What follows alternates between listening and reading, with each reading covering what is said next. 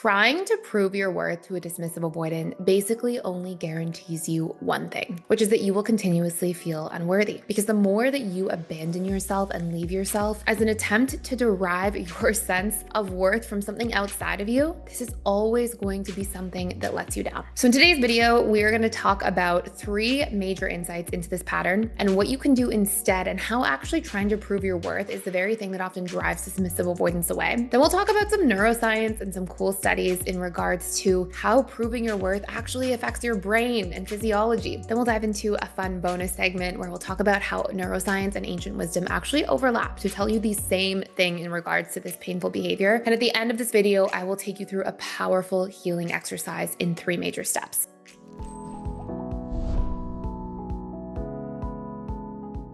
So let's start with our 3 insights first, okay? One of the first things you want to understand is that this attempt to constantly prove yourself to an avoidant locks you into the cycle of conditional love that never is going to make you feel satisfied. And this is actually happening in 2 branches. There's first the conditional love in the relationship to yourself. If I'm trying to prove my worth to somebody, I'm literally telling myself, okay, I'm only going to feel worthy by getting the approval of somebody else. And if I'm willing to abandon or betray my own truth, my own boundaries and needs and emotions, and my own integrity in the relationship to myself as a means of trying to win the other person over, it's actually a really profound form of self-abandonment. But the other branch of this is that the more you end up trying to win somebody over, almost always the more you're connecting with somebody from a false self, from essentially having a mask on. So maybe, for example, you're dating a dismissive avoidant and they're like, oh, I love to play soccer. And maybe you really don't like to play soccer, but you're like, oh yeah, me too. Or they're like, oh, this is my favorite place to eat out for dinner. And maybe you don't even like the type of food at that restaurant, but you're like, oh, me too. The times that you do things to try to win somebody over, you're not even giving them the chance to connect to you as you truly are. And so they're going to keep making suggestions to do things, to spend time doing things, or, to take on hobbies or commitments in a relationship according to what you've agreed to, which may not be in integrity to you, which is just going to leave you feeling less loved. And if you even look at it a step deeper, let's pretend that you're like, oh yeah, I don't want a relationship. I don't really need a commitment either. I just want to take things slow. But that's not what you want. Well, then when the person's actually taking their time to make a commitment or really thinking about things, or, maybe not even making strides towards any kind of serious element in a relationship, if that's what you're looking for, of course, then you're just going to be sitting there feeling like, okay, I'm not happy here, but I can't say anything because I pretended this is what I want. And it's all just going to leave you feeling like you were caught in this conditional cycle of love, rather than moving the needle towards a more unconditional type of love that will happen when you actually let somebody in, let somebody see you as you truly are, and connect with them from your truth. Number 2, the dismissive avoidance pattern of retreating is often magnifying your wounds, okay? But what's actually happening is them retreating only has the capacity to really cause you to feel abandoned if you don't work through it. And I think one of the most important things here is to recognize that a lot of times when we're in a relationship with somebody else, if you're not securely attached, oftentimes you don't tell somebody how you're feeling and how their behavior is affecting you because you're too busy people pleasing them. But that never gives them the information they need in order to properly consider you. So let's just say, for example, you're trying to prove yourself to a dismissive avoidant and you're really in a place where you're seeing them retreat. Well, if you're proving yourself to them, you're probably going to do something like pretend like it's okay that they retreated and not be a burden and not ask for too much time with them. And that's just going to leave you feeling anxious and stressed and uncomfortable and uncertain about the relationship and where you stand. And nobody should feel like that in a relationship. If you're investing your time with somebody, you best be investing your time with somebody who's actually in reciprocity to you. If you're in a place where you're investing your time with somebody and they're not able to show up in reciprocity to you, then you're basically wasting your time with them. And of course, we know dismissive avoidance pull away, but for many of you who follow this channel for a long time, when I first met my husband, I was still a little bit fearful avoidant and he was at least 50%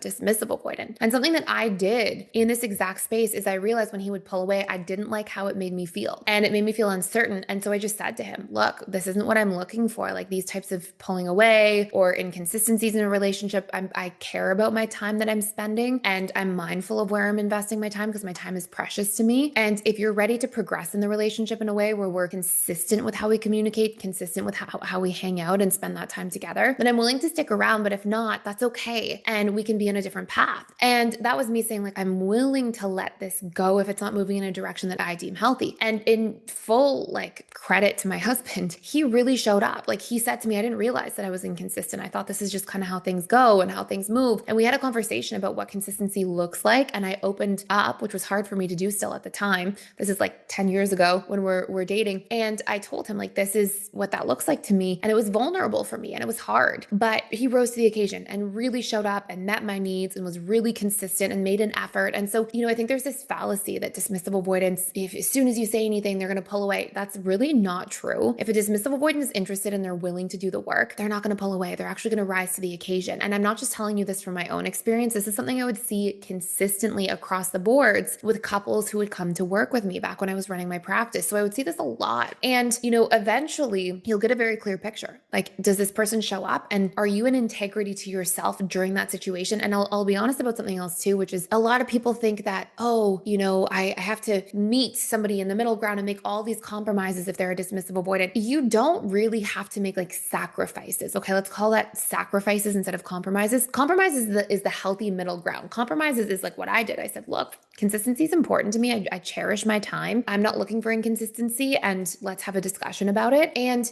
from that same lens, that was me being in true integrity to myself. And so as I was able to be vulnerable, which was healing for me, the last part of what was fearful avoidant in me at the time, as I was able to have that conversation, be vulnerable in a healthy way, he was able to see me in my truth. And then he was able to come and meet me there because he could actually see what needed to happen. Whereas prior to that, and prior to doing a lot of work on myself before that relationship, I would have always just held my cards so close to my chest as a fearful avoidant and been so afraid of being vulnerable and just been like, oh, this person's inconsistent. If I don't like that, I'm literally just going to wait for a period of time, see if it changes. And if not, just walk away all of a sudden. And I would have never communicated about it. So you'll be surprised to see, and I'm just using myself as the example, but again, I would see this all the time in my client practice years later when I started working with couples more. As you actually rise to the occasion and stay in integrity to yourself, dismissive avoidance, they see you, they have the chance to rise to the occasion, and they end up in a situation where they're more likely to respect and honor you in your truth because you've expressed it. And you can see this across the boards behaviorally when people are constantly self-silencing, suppressing their truth, people-pleasing, self-abandoning. Nobody knows where you actually stand. If you don't take a stance on things in a relationship, nobody knows what your stance is, and then you're bound to accidentally get walked all over, even if you're dating the sweetest, kindest person, but especially if you're dating somebody dismissive avoidant who grew up in a dynamic where they didn't get a lot of healthy modeling for interpersonal relationships and interdependence and leaning on each other and making compromises. They're just going to be like, oh, this person, this is where they stand. They haven't said anything. They're great with how I want to move in the relationship. And so everything's kind of on my terms. And they'll just assume you're on the same page unless you communicate otherwise. And I know it's scary to be vulnerable and to open up and to communicate if you're not feeling like something's going the way that you want. But at the end of the day, until you do, you're just abandoning yourself to be with somebody. And that's never going to equate to healthy love long-term. So that's point 2. Okay. Number 3, this idea that you even need to earn love or earn your worth, or you're scared to be a burden and be abandoned. And so you just, again, prove yourself and by people pleasing and self-abandoning and self-silencing. That's just coming from wounds in childhood. That's probably because you grew up in a family dynamic where you were made to feel like you had to earn worth or earn love. Maybe you got love if you got an A on your paper, but not if you got an A minus. Maybe you got love if you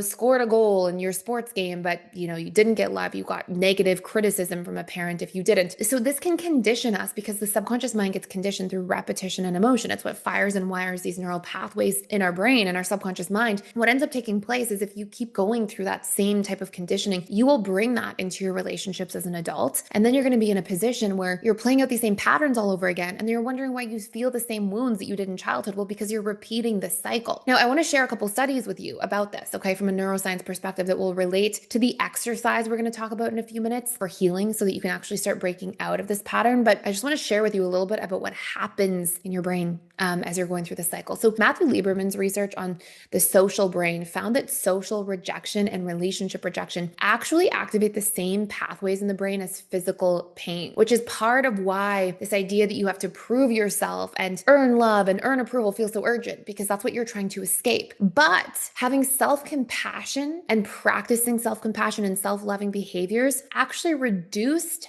brain activity in the dorsal anterior cingulate cortex, which essentially softens that sting, okay? It reduced the pain associated with rejection, okay? So we actually can essentially supplement in the space where we might be self-rejecting or fearing rejection by instead being compassionate to ourselves and giving ourselves love so that we're not feeling so fragile. Then we have Chris and Neff studies on self-compassion that actually reveal treating yourself kindly during moments of pain or rejection externally reduces cortisol, which is our stress neurochemical, and boosts heart rate variability, which HRV, it's actually what I have an Oura ring for to measure HRV. It really measures basically the way that you can move from parasympathetic to sympathetic nervous system mode. And it's a fundamental measure of health and well-being. And this then, of course, allows you to feel secure from within instead of chasing external proof. In other words, moving from a place of integrity and love and compassion in the relationship to yourself makes you feel maybe vulnerable at first because it feels scary. You have to face these wounds and fears of I could be rejected.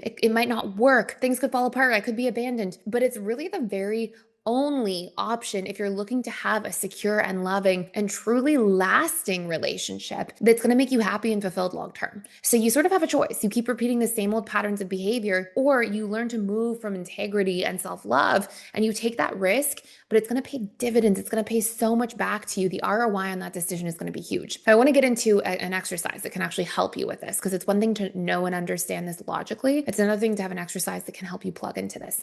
But I want to let you know, if you are somebody who wants to do a much deeper dive into understanding intimacy as a whole between different attachment styles, you can actually dive in and check out for free and keep for life. It's literally a gift right now, a giveaway. The Attachment Styles and Intimacy course, and it covers like what makes people feel emotionally close, physically close in regards to intimacy and sex, but also just like the different types of intimacy and what the needs are of each attachment style, what the fears are, what the things that will push people away are, what the boundaries are, both their unhealthy and healthy patterns, and how to play into the healthy ones and make sure you overcome the unhealthy ones for you or wanting to know this about somebody else. And again, you can check that out using the link down below fully for free. You keep it for life. So it's a gift, it's a giveaway. We're just doing this for a limited time, but it's down there below. So let's talk about healing. Let's talk about what you can actually do at a high level starting now. I have personally always loved to see where neuroscience, psychology, and ancient wisdom overlap. And I want to share this with you in a non-dogmatic way, I promise. And then we'll dive into the actual exercise. So going back to this idea that if you move from a place of honoring yourself and your integrity in yourself first, there's a wonderful quote from the Buddha that says, "You yourself, as much as anybody in the entire universe, deserve your love and affection." And here, this Buddhist wisdom highlights self-love as the ultimate antidote to insecurity and the importance of honoring yourself. I think that so easily, especially our very empathetic people, individuals who might consider themselves highly sensitive people, so often you come from a place where you're so focused and fixated on what people are feeling around you and outside of you and how to make sure everybody's okay and that they're in a good place and they're comfortable. But that can lead to this inherent putting everybody ahead of yourself and putting your own feelings and needs and, boundaries at the bottom of the totem pole. And unfortunately, that's painful. That causes a lot of distress and can actually be very dysregulating from a nervous system point of view. Then we have the ancient wisdom of Lao Tzu, who says, "When you accept yourself, the whole world accepts you." And this speaks to the truth that self-acceptance does radiate outwards, really reshaping how other people treat us. And I have seen this time and time again. When people move from a place of being able to accept themselves, honor their truth, honor their boundaries, people pick up on that. 93+% of communication is nonverbal. And when somebody's honoring and they're standing in their truth, people feel that. People notice that. And we pick up a lot more than we consciously realize at a subconscious level through people's micro expressions and body language and tone of voice. When somebody's really standing in themselves and honoring their boundaries and speaking for their needs and feeling comfortable taking up space, people cater to that a lot of the time. In fact, those are often the people that get chased the most in relationships. So let's talk about 3 action steps that you can take to start moving in that direction today. Number 1, one of the best things that you can do is start writing down what your needs actually are in a relationship, because it's really hard to step up and communicate those things and take up space and stop chasing if you don't even know where to start. So going back to that example I shared earlier of I cared about consistency in a relationship and that mattered to me.